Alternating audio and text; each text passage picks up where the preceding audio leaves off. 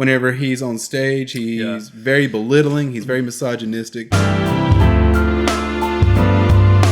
Before he even ran, when he was on The Apprentice and everything, I remember just thinking like he just gave off a really bad vibe. He just has that way about him. But that shouldn't matter. Really, likability should not matter when it comes to politics. You should be able to look at their policies. But he has no political background. He doesn't have a political background. Now he has a lot of power. Right. And I feel like that at the drop of a hat, he probably actually can't do that much at the drop of a hat because of the way politics. Well, no, work. he can enact an executive order on certain things. There's certain things he can just be like, this is it. This is an executive order. Not everything, but there's certain things. And if a bill comes through and he disagrees with it, he can veto it. I'm not even going to say that I like Hillary. Like, all I could hope for with Hillary is that, honestly, Bill Clinton would rule a puppet regime from the background, because let's bring that guy back, man. He was the shit. I just want to talk about Ethan's video. Ethan basically... Is it funny, or is he just disgusted? He's disgusting. He's a little upset with people who are... He's upset with people who are upset, because that's his thing right now is... I can see that, because there's a lot of people that just have like their shit all over the place. Yeah, people are really, really upset about it. He just got over dealing with Humongous and Ken Bone and these people that are going after, these left-leaning people going after just really decent guys. And so he's still in that mindset. I feel like we should clarify, not even just like left-leaning, fucking crazy, man. Yeah, they're crazy. As Ethan put it, the cult of outrage. Right, yeah. I mean, I guess that's such a different thing than just being liberal-leaning. But yeah, the thing about Ethan's video is that he's calling people who want to move to Canada cowards. He's congratulating Donald Trump. He said he voted for Hillary, but he's congratulating Donald Trump for his victory, which is understandable. Ethan just wants everybody to get along, I think. He wants everybody to just calm down and just, accept things the way they are. But the thing is about, Ethan and even us is like, it probably won't affect us that much. So he can say the sun will come out tomorrow, like the president said. He can say that and it will come out for him. There are other people who have much more to be worried about with Donald Trump and being president, including deportation. So it's not really that simple, I don't think. Well, I mean, in elections, they always claim way more than they could ever possibly do or get passed through Congress and all that kind of stuff. To be in all likelihood, all of the crazy shit that he said and claimed, you're likely to get maybe a shadow of that just because the rest of it won't fly. You would think it won't happen. You would think that, but here's the thing: Republicans make up most of the House and the Senate now. So if he does want to get something through, I don't know where Republicans stand now, but towards the beginning of the election, there was a lot of Republicans that didn't like it. Oh no, there's a lot of Republicans who will probably. This is just reading up on what the Republicans most likely will be okay with. That even though I like to be educated about a lot of things, politics is one of the weakest areas in my whole life. I know nothing about politics, and I fall probably in that way into the majority of people, and that's a shame because people should be more educated about things. And like I will research the shit out of something I'm interested in, but I am just not interested. I mean, people will probably be like, well, fuck you, because, and that's exactly. I don't even know people if get really passionate. Video. Because people get really passionate about that stuff, but you have to understand where we grew up and the fact that... I guess that is pertinent because where we are in Mississippi...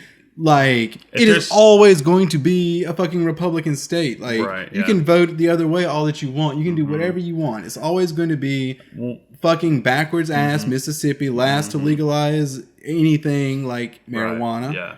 Or so there is like an air of like hopelessness if you don't agree with what most Mississippi voters agree with. It's like, well, then why should I go out and try? But however, this last election, Hillary Clinton did get 39% of the vote compared to Trump's 60-something, which is still really good compared to what we're used to. So keeping that in mind, we don't know what will happen next election. Mississippi might turn the other way. We don't know. And that's another thing I was talking about in response to H3H3. He says that, Trump won fair and square. He stomped Hillary. And if you look at the map, it does look like he stomped her. But technically, in terms of number of votes, and by a very, very slight margin, she won the popular vote. So if we had that in effect, Hillary Clinton would be our president. So, interesting. Yes. So, I mean, it's according to how much faith you put into the Electoral College, whether you believe that should California have 55 votes versus, Delaware, which only has like 3, which Delaware is a very much smaller place. It's to adjust for population sizes, but it's not. I mean, it's not down to one vote.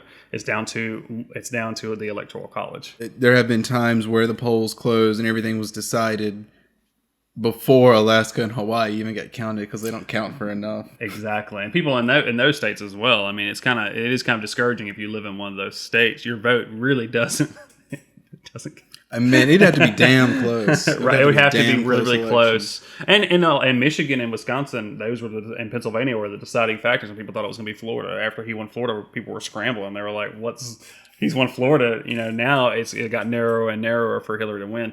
And I think the reason why she lost is it's actually what Ethan said is people were upset about, people like saying that, you're racist, check your privilege and things like that. Like people that are like in the SJW mindset. The SJW mindset is often associated with liberal media. That kind of thing, and with SJW being really the people that kind of take it too far, being borderline like cult of outrage people, as Ethan would say. Yeah, exactly. Another reason why she lost isn't just because a lot of people on the other side are calling people who voted for Trump just racist and horrible people, but I don't think that's it. I think they genuinely believe that his policies would help them the most. Or he got memed in. Yeah, he got memed in. Yeah, dude, the Oculus founder, man, funding those racist Pepe memes to support Trump. Really? Yep. Yeah. A lot of game developers dropped Oculus support after that came out. That's crazy. There's that, and I just think Clinton, there's like an unlikability about her. She is a little bit staged in a way.